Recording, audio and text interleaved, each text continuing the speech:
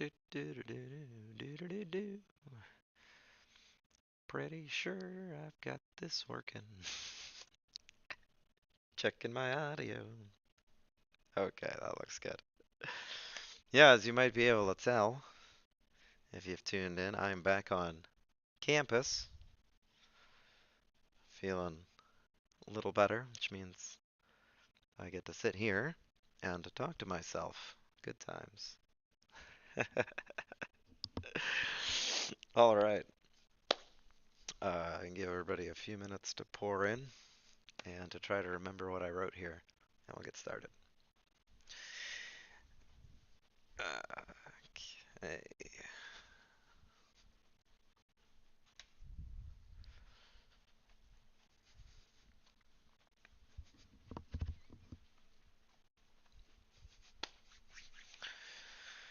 Let's see. How's the viewership looking? Still not seeing most people connected. So I'm gonna check my other device and make sure I'm live.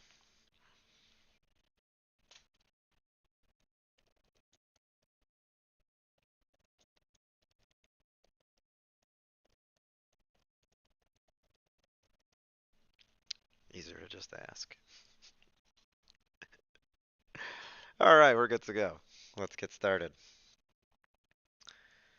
And hopefully I keep my voice through the whole thing. All right. Everyone is playing Elden Ring. Look, I want to be playing Elden Ring, but we have to do this instead. Then we can go back to Elden Ring. And besides, the game server will probably go down anyway. Today we're going to talk about memory. We talked a little bit already about lies and omissions, and some of this kind of falls into the same category. But memory is a different thing because lying is usually about the present, or at least there's some element of lying about the present. Lying about the past, or pretending the past doesn't exist, is a unique and interesting form of lie that the internet in particular has enabled us to do with great, great ability. So, let's get into it. There was an old meme. It's still somewhat said, although not as much, and that's the internet never forgets. We were all told when I was young that if you put a picture on the internet or you say something dumb on the internet, especially under your real name, that it will linger till the end of times and you will never get out from under it. And sometimes it feels that way for certain people, even people who aren't necessarily famous. Something gets dug up about them from years ago and they end up suffering for it. And certainly it is true for a lot of people, and it is definitely true for certain events. But it is not actually true for most things. In fact, the opposite is probably more true. What we've really learned is that the internet forgets very quickly. Not only does the internet forget very quickly, but sometimes it completely changes the story. And not only does it completely change the story, but sometimes you can't even find the basis for the story in the first place. It's all just completely gone.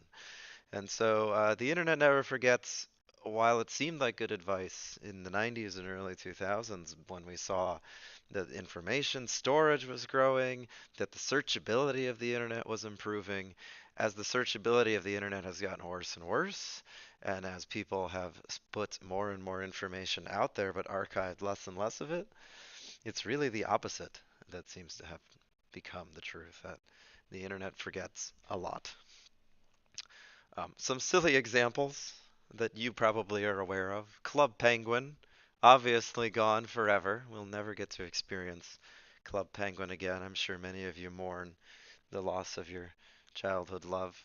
Uh, what was the gameplay of Club Penguin like? That's a simple question. Well, you might say, okay, you can watch Club Penguin gameplay on YouTube, but does that actually capture all of it? Can you watch every aspect of Club Penguin's gameplay on YouTube? Maybe, but I doubt it. And I don't think you're going to have access to the source code either, although maybe Club Penguin is an example where you do. I didn't actually check to see if the Club Penguin source code's available somewhere. But the point stands. Games in general are products where sometimes the entire thing just vanishes forever, combined with all of its history and everything that's ever happened to it. And sometimes the community comes back and restores them. Supreme Commander 2 is one example. After Gas Powered Games went bankrupt, the community actually somehow secured the rights to Supreme Commander 2. I'm not even sure how they did it. Rebuilt the online gaming for a modern and independently owned platform because you had to connect through Gas Powered Games Net to play it during its original release. And now it's still operational as an independently and basically community owned project. So that's the best case. Sometimes the community preserves the game's source code or preserves a copy of the game, and then later on it's restored when technology enables it to be done. This happened to a lot of console games from like the SNES and N64 generation. The cartridges and such were preserved, and then they were revived, and emulators were created that allow people to play them again, even though those systems, for the most part, died. And since the hardware doesn't exist, neither does the game. And that was true as well of many games that were for early PC, things like Doom. And sometimes somebody will buy the game, buy the rights, buy the source, and remake it. Hellgate Lutton is an example like that. But many, many more games are gone forever, and so is their leaderboard and associated history and etc. Someone mentioned Toontown in the chat. Tons of MMOs have been destroyed and are gone forever. Hellgate London, in addition to being an example where the remake actually kind of resurrects it, is another one of those examples. The original is gone forever, and so is all of the content and anything that happened in it. Some others, let's say like I don't know, Gigantic, whatever that sci-fi one was that Steve Bannon made. I don't even remember the name of it. The one sci-fi made a show of. If you can remember the name, let me know in either chat. That's a funny one. All right, let's move on to some more serious things that can get removed besides games. Well, major events can be subject to the same kind of erasure. Now, some major events are preserved by the internet instead. So when a major event comes with some important document, people tend to save it. So if you look at any mass killers manifesto, you can probably find it. So people like the Christchurch shooter who killed dozens of people in Australia the other year. Was it just New Zealand actually? Or the Unabomber, obviously, who everybody knows killed like 150 people in various bombings. They both wrote manifestos you can find all over the internet because their fame propelled them to be preserved and copied, and also because they're pretty small files.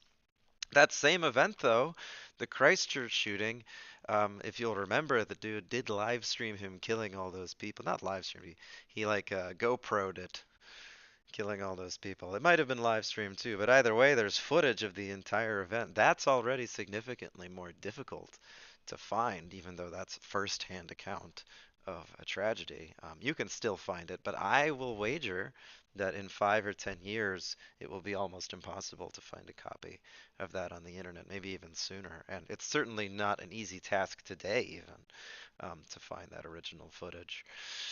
In some countries, these are particularly funny because actually owning them is a crime. For example, in New Zealand, owning that manifesto can be punishable by prison time. So having a copy of the PDF is technically a serious criminal offense.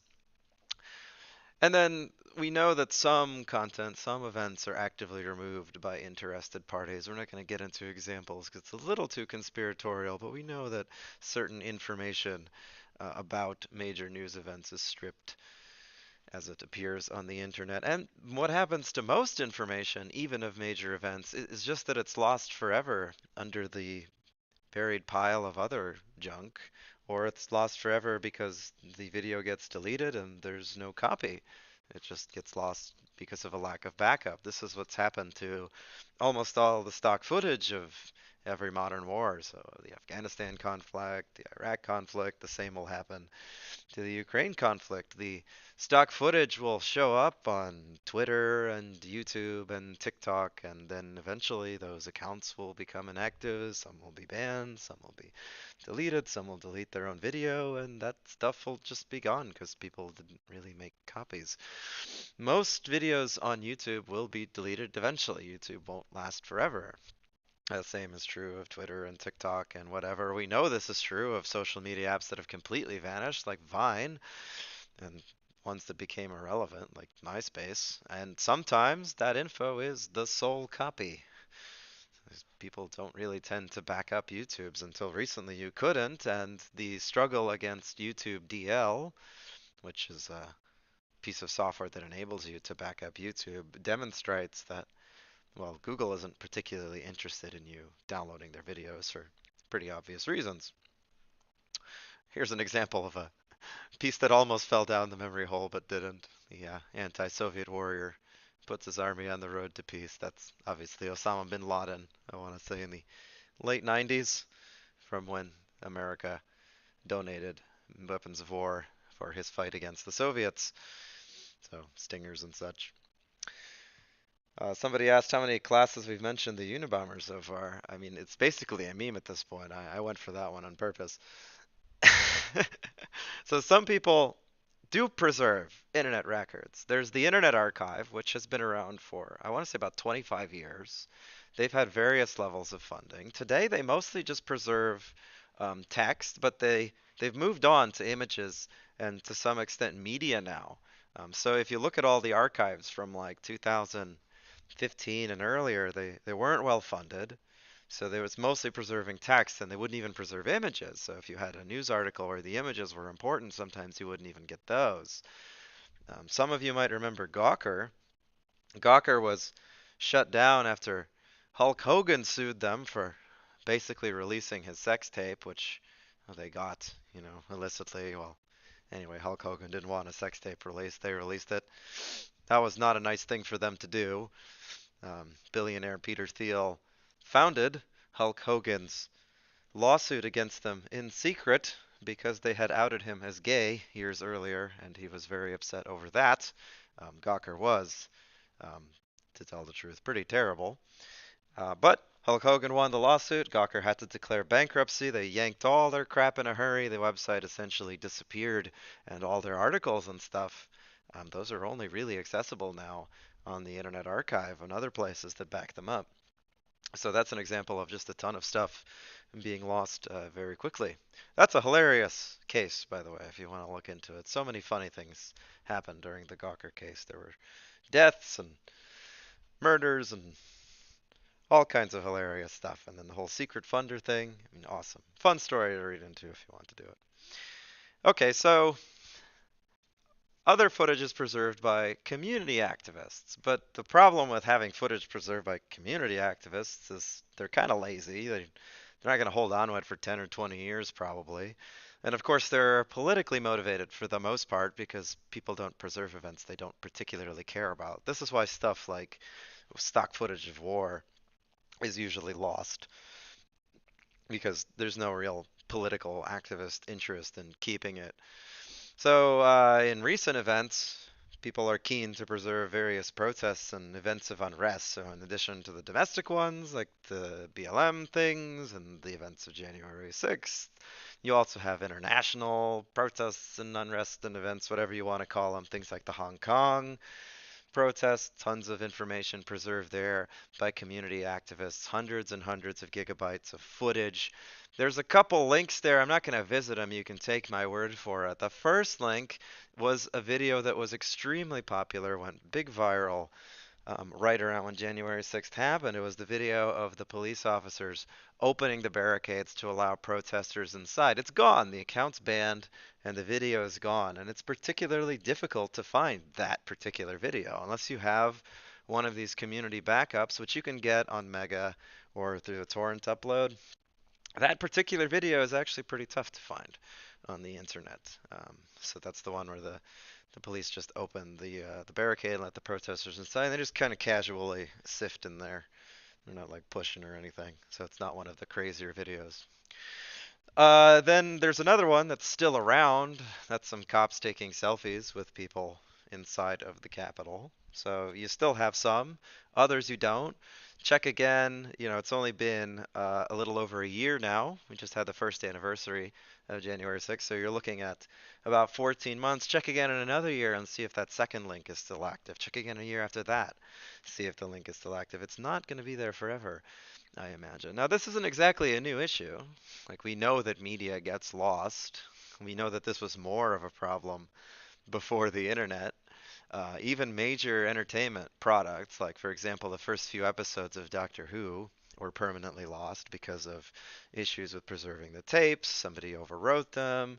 Some early NASA records were lost the same way. Stuff from the moon landing, which brought some fun conspiracy theories. But all kinds of really important media has been lost over the years. And people will pay big bounties for stuff from the 80s and 90s. But here's a funny example that touches on more modern politics. This is a video that the person posting the bounty claims that they saw in 2015.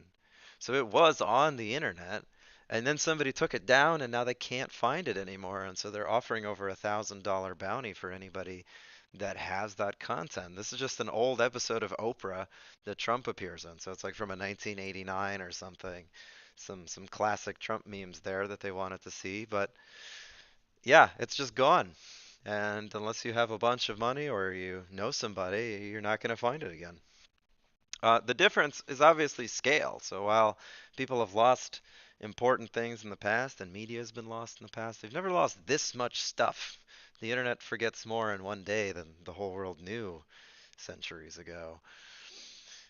And you also have to think that once something becomes archive only, it's not searchable anymore. It doesn't appear on Google. And if it's not searchable, isn't that kind of the same thing as being lost? Yahoo Answers was shut down a few years back. It was preserved for the most part by archivists, so you can still browse through Yahoo Answers, but it's no longer indexed by Google search. You don't get the Yahoo Answers results when you search Google anymore. They used to dominate Google search results. You used to get loads of Yahoo Answers stuff. Now it's all gone.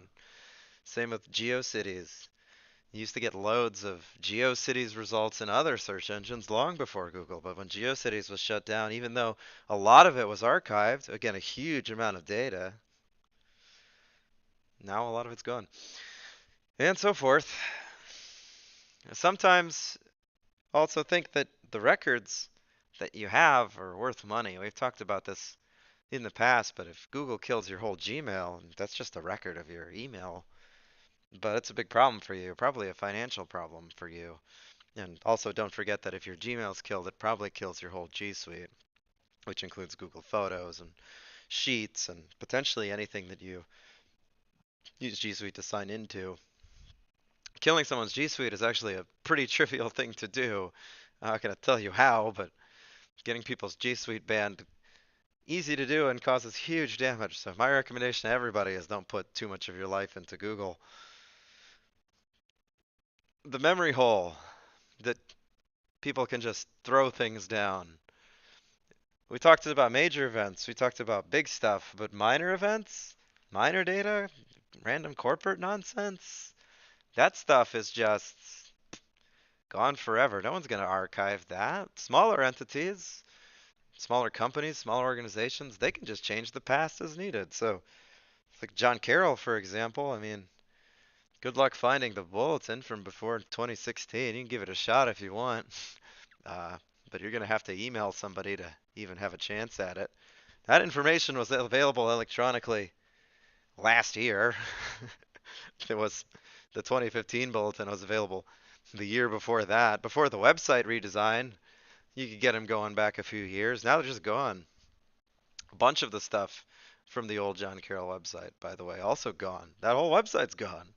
It was redesigned. All the information, my biography, all that other crap, gone. Um, who was Archbishop John Carroll, the guy that the university's named after? If you go to the John Carroll history page, they just mention him as he was named after the first American bishop. Well, is it, why? Who is he? Well, there's a reason they don't talk about him. I'm not particularly proud of him, I guess, but it's kind of weird, isn't it? So if you're a small organization, and John Carroll's not that small, you can essentially determine how much of your past is available or alter the way that your past is described with relative ease. To get the complete history of John Carroll, you can go to the archives at Case Historical Society, and there's some available online, but if you don't have access to those, Eh, I mean, answer some simple questions about the university's history. It's going to be a challenge. And then the most controversial one, which I tread a little carefully here, I picked the most obvious one, is to destroy memory by saying something untrue and then correcting it later and hoping that nobody notices. So spreading disinformation by retraction. And it doesn't matter if you knew or didn't know was untrue necessarily, but this is a very common tactic today used by organizations and political activists alike. You just state a lie and fix it later. So, for example, during the January 6th events, many news outlets reported that a Capitol police officer was killed. I think a lot of people remember this. Let me see if I can take a quick poll. Let's see how many people remember that a Capitol police officer was killed.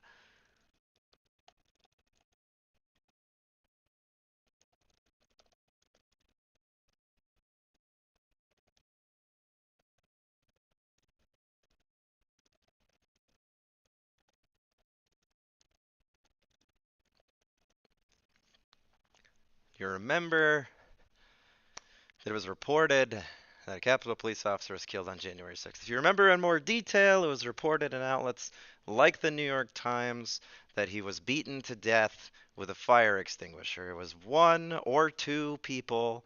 It was published in the New York Times, beaten to death with a fire extinguisher. Some outlets, as early as the 7th, I think, maybe even the evening of the 6th, had published corrections that this was not true, that nobody had been beaten to death on the 6th. That was actually in response to the Capitol Hill police themselves, the organization, claiming that he was not, that nobody had died, that none of the police officers had died in the conflict. So some organizations issued retractions after the organization claimed that. Others left the article up, for example, the New York Times, which left theirs up till like mid-February. So if you click that link from the Examiner, that's just them shitting on the New York Times for leaving it up for as long as they did. But many other outlets left theirs up. That first link from NPR is still up today, and it talks about the officer that died on January 6th. So to NPR's credit, they did leave it up. I don't know if that's even to their credit or not. But anyway, they left it up in its original form, essentially. And then 6 months later, I think in August or so, during a January 6th gold medal ceremony where they gave out medals to people for their participation in that event, the guards, the Capitol Hill Police, they gave out medals for their service. Uh, President Joe Biden made this statement. You can see it's on the official WhiteHouse.gov page. He said that they're there to honor Officer Brian Sicknick, who lost his life, and a second time to honor Officer Billy Evans, who lost his life defending the Capitol as well. The problem with all of this was that Brian Sicknick didn't die on the 6th, and he didn't die as a result of the attack at all. He died of a stroke the next day on January 7th. He died of natural causes in the hospital. And the death certificate is publicly available. Many outlets reported on it, most of them more recently. So that NPR article comes much later. That's March of 2021. Again, New York Times doesn't issue any corrections till theirs till mid-February, and you can see that the corrections don't actually say that nobody died that day. You can also see that there's no record of the correction being made, really, unless you can find the original New York Times page in the Internet Archive. And as to the remark from the White House that they made in August, way later, well, okay, the one guy, he died of a stroke the next day on natural causes. The other guy, Billy Evans, had actually died many months earlier in an attack by the Nation of Islam when they drove a car into the White House area. Not too many people remember that one. I think this officer was the only person killed, and the dude driving the car was absolutely Swiss cheese the moment he finished killing the guy. I mean, they shot him a lot, so totally different event, but nothing to do with January 6th. So, disinformation by retraction. You just say something untrue, and then change it later. If this wasn't so high profile, if this wasn't something where people continue to have updates about it because there were two political sides to it, right? Obviously there's a significant amount of people interested in interpreting the events one way, a significant amount interested in interpreting it the other way, and so both groups are always digging up information. But if this was something with less activism around it, you could easily just pass off the original statement and quietly make the correction later if it came out that your initial statement was wrong. So this is a particularly egregious example, and you can remember this later for when we go back to propaganda, 'cause it's a great example of some hilarious propaganda machines at work.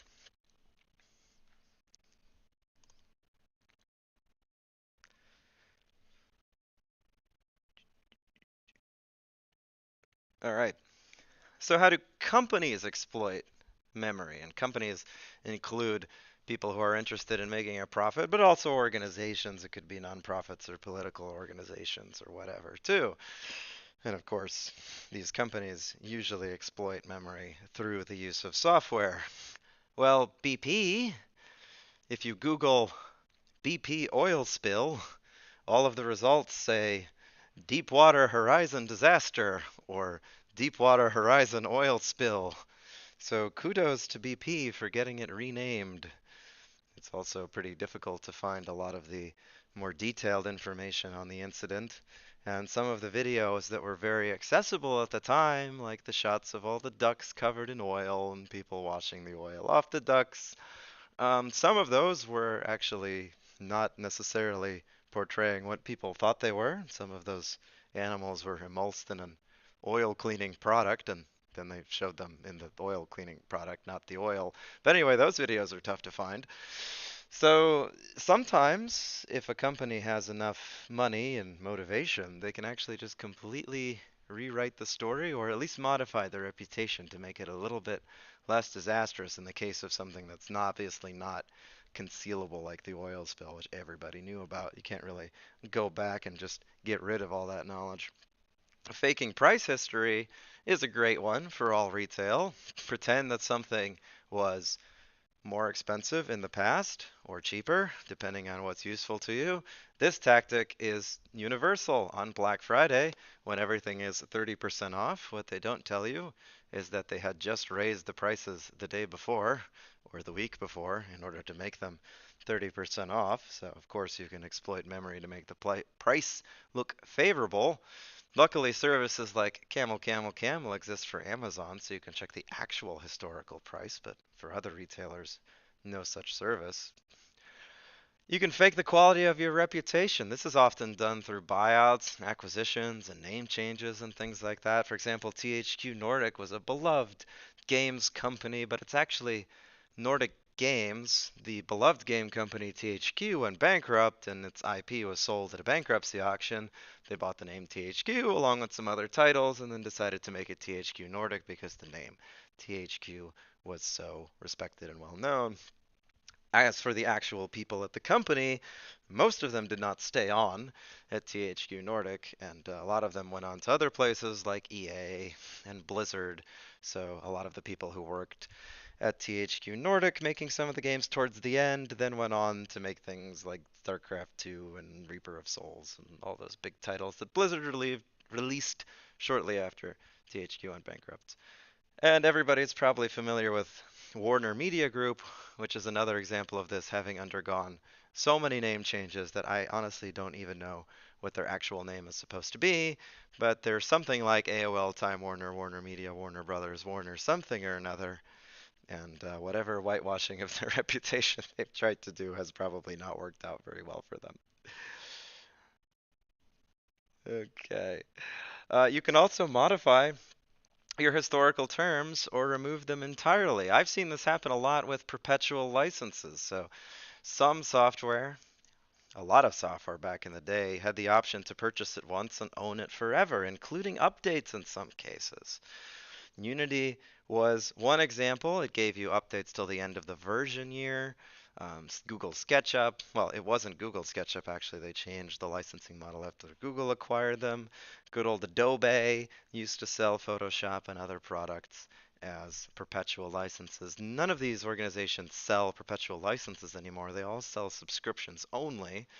I think Adobe might have a perpetual, and Unity has one if you ask, but you have to ask, and it's very expensive. So these organizations, they still maintain those original terms of the perpetual license sometimes, but sometimes they just pretend that the old terms didn't exist. They just make sure that they're not available anywhere, and they pretend that it never happened. Another popular one that tech companies will do is when the support forum becomes kind of a black eye for the company. So when the support forum is a little bit filled with bugs or maybe a little bit too negative. It's especially true of gaming companies when maybe the sentiment on the forum doesn't appear great, or maybe the wiki is just a little bit too helpful, something like that. Just kill the forum, and now there's no more bugs. And etc., etc. It's very easy for organizations that are small, aren't really subject to being archived, and therefore can just modify their history to be whatever they want it to be. So, today's discussion, a pretty simple question is, are companies obligated to tell the truth about their past? If you're on the moral side, then you think that organizations are obligated to tell the truth about their past and that they should try to do so. They should archive everything that's customer facing that they've made within reason, and they should make sure that customers can access it. So any terms that they've ever offered, any claims that they've ever made about performance or features, any support forums that they've ever had, they should strive to make those accessible as long as the product continues to be offered, as long as the original audience that paid for them is still around, or the original audience that subscribed is still around, whichever. You think that organizations are obligated to do that. If you're on the immoral side, you think the opposite. Organizations have no obligation to the past. If they want to redesign their website and nuke everything, that's their problem. If the users wanted a copy of the old website, they could always have right-clicked and gone to save, and they would have had it forever, and there's nothing the company could have done about it. So, if you're on the immoral side, you think it's on the end user to make the copies or on the community to make the copies. There's no obligation for organizations, software organizations in particular, to make the past more accessible to their users. If you're on the immoral side, you think there are certain things that organizations have to preserve. So maybe the terms and conditions are something they have to preserve every version that's ever been, or a complete change log, something like a Git commit history for the terms. Then you can always go back and see what it was on some particular date. Okay, but maybe you don't think that they need to preserve every version of their software. So for example, Unity offers you every major version in the archive going all the way back to like 2014. You can download any version of the software. Well, maybe they don't have to do that. Maybe they could just offer the end of the year ones, the finished builds with all the bug fixes from the end of the year. All right, with that in mind, let's get to the discussion channel. Don't forget to pick your role before we go there.